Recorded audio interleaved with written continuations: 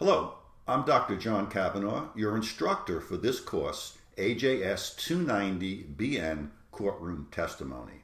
And in this brief introductory welcome video, I want to tell you a little bit about me, how the course is conducted, and what's in the course. So let's start with me. Again, I'm Dr. John Kavanaugh, and as my accent may give away, I was not born and raised in Arizona. I was born and raised and spent a good deal of my life in New York City. Educationally, I went to NYU, New York University, where I got a degree in liberal arts. After I became a police officer, I got a master's degree in government and public administration. Because when I first became a police officer, my career goal was to stay a cop forever and become the police chief. And I thought a master's degree in public administration would be helpful, as it would have been. However, I was given the opportunity early in my police career to do some teaching in the police academy, and I discovered that I really liked to teach. So I changed my life goal, and I decided that rather than staying a cop forever, after 20 years, I would take advantage of the 20-year pension, retire, and teach college. But to teach college, it's best to have a PhD. So still early in my police career, I once again went back to school and worked on my PhD. I have a PhD from Rutgers University in criminal justice. So that's my educational background. Again, I gave you a hint about my career. I was a police officer for 20 years. Started out as a uniformed police officer. I worked mostly throughout my police career at the Port Authority bus terminal in the Times Square section of Manhattan, which was before Mayor Rudolph Giuliani cleaned it up. So when I was there, it was a crime-infested, drug-dealing den with violent muggings, homeless people all over the place.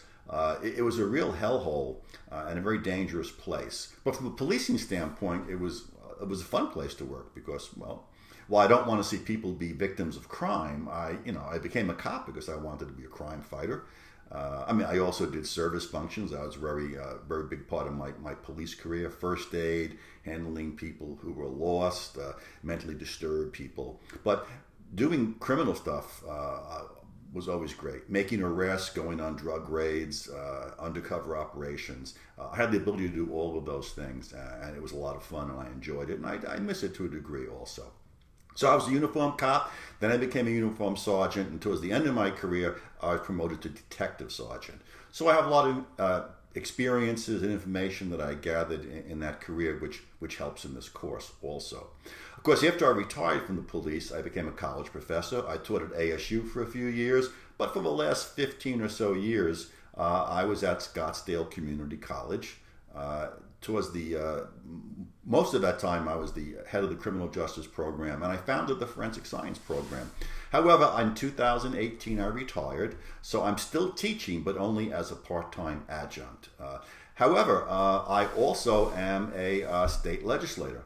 Right now, it's 2018, so for the last 4 years, I have been in the Arizona State Senate, representing most of Scottsdale, Fountain Hills, Rio Verde, and the Fort McDowell Native American community.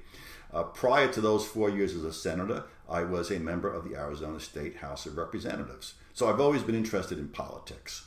So hopefully my educational background and my experiences will contribute to this course, and you should know about them because it kind of tells you a little bit about where I'm coming from and what my perspectives in these areas might be. Let's talk about how you do the course. This is an online course, and it's self-paced but with lesson deadlines. So you go on the internet whenever you want to. You just have to finish the lesson assignment and take that test by the due date for that lesson. And it's a 1 credit course. You have plenty of time to do these lessons. So just keep track of the due dates. How you do a lesson is you first open up the test manual, which I will have mailed you. And that contains the questions, not the answers, the questions to every test, every lesson test. So when you want to begin, say, lesson 1, you open up this test manual to the lesson 1 test. You read, then you go to the website, the Canvas website, and you open up the lesson 1 assignment page. That'll tell you what you need to do. Usually it begins with saying, read a certain chapter of the textbook. So you're going to open up the test manual, read the first question, open up the textbook, and start reading until you stumble upon the answer to that first question. Then you circle that answer in the test manual. Then you read the second question from the test manual and return to reading the textbook until you find that answer. Circle that in the test manual. You'll keep doing that until you're going to read a question, but you ran out of chapter space of the textbook. That means you now have to go to the next part of the Lesson 1 assignment, which is the supplemental information page. So you click that link and there'll be more things to either read or watch on that page. You continue reading the questions in the test manual and finding the answers in the supplemental information section and transferring those to the test manual. When you finished all the questions in the test manual, you finished all the reading or watching assignments for that lesson. You then go to the lesson test. In this example, lesson 1 test. You click that link, you say take test, and you transfer all of the answers to the questions that you wrote into the test manual into the Canvas online test. Hit submit. You will then be almost instantaneously graded, and you'll also be told which questions you answered wrong. For those questions, change those answers in your test manual so that at the end of all the lessons, you will have a test manual that has the correct answers to every question in the lesson tests. The final exam only comes from questions in those lesson tests, so it's a great study guide to do a really good job on the final. Speaking of the final, if you finish your lessons and tests early, let me know and you can take the final at the SCC Test Center. If you finish a week before or during finals week, then you're going to take the final with me in a classroom at SCC at a time and place to be determined later on. However, if you are disabled or you live far away, call me and we can arrange for a proctored exam for you to take. Let's now talk about the course itself. The course deals with courtroom testimony. It's a short course, 1 credit. It's a course that I wish that I'd have taken early in my police career because it has a lot of really great information on how to be an effective witness in court. Be you an ordinary lay witness or if you're an expert witness. The course begins, of course, with an overview of the court system and how a trial works, so you know what's going on. That always helps you to be a good witness if you know where you fit into this overall scheme. The next lesson has to do with preparing for court, and this deals with the kind of records you want to prepare, reviewing your notes, talking to the prosecutor if you're a police officer or federal agent. That's courtroom preparation. Next is dress and appearance. How you dress, the jewelry you wear, your grooming, all of these things have an impact upon the jury.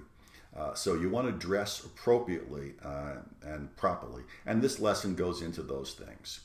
The next has to do with courtroom demeanor, how you conduct yourselves, the way you speak, who to look at when you're answering a question, how not to get upset or excited if the opposing attorney tries to get your goat, get you upset, things like that. So demeanor is an important thing.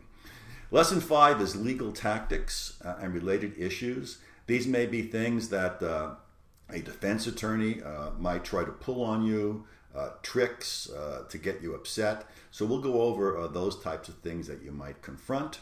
And the final lesson is specific to expert witnesses. And expert witnesses are people who, because of experience, education, and other reasons, have been declared by the judge to be an expert in a particular area. This might be a forensic scientist on autopsies or a criminalist in a crime lab on bullet markings.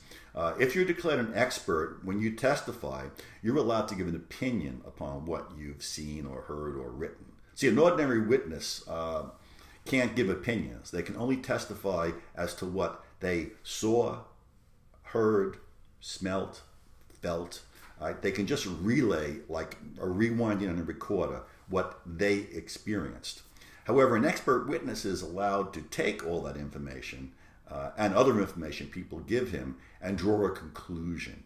So, for example, if you're an ordinary witness in somebody's drunk driving trial, you could not say, I saw him get out of the car and he was drunk. That's a conclusion. Only an expert can say that the person was drunk. You can, though, relate to what you experienced. You can say, I saw the person stagger. I heard the individual's speech and it was slurred. I smelt the odor of alcoholic beverages on his or her breath.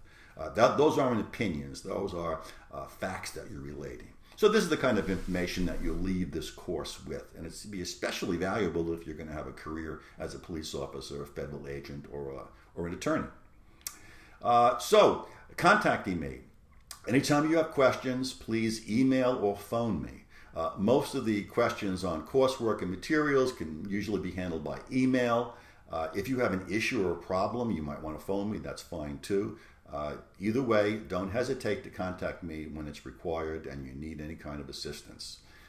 With that said, this is an interesting course. It's a short course. It's not a hard course. So enjoy it. And I'll see you or get phone calls or emails from you during the course.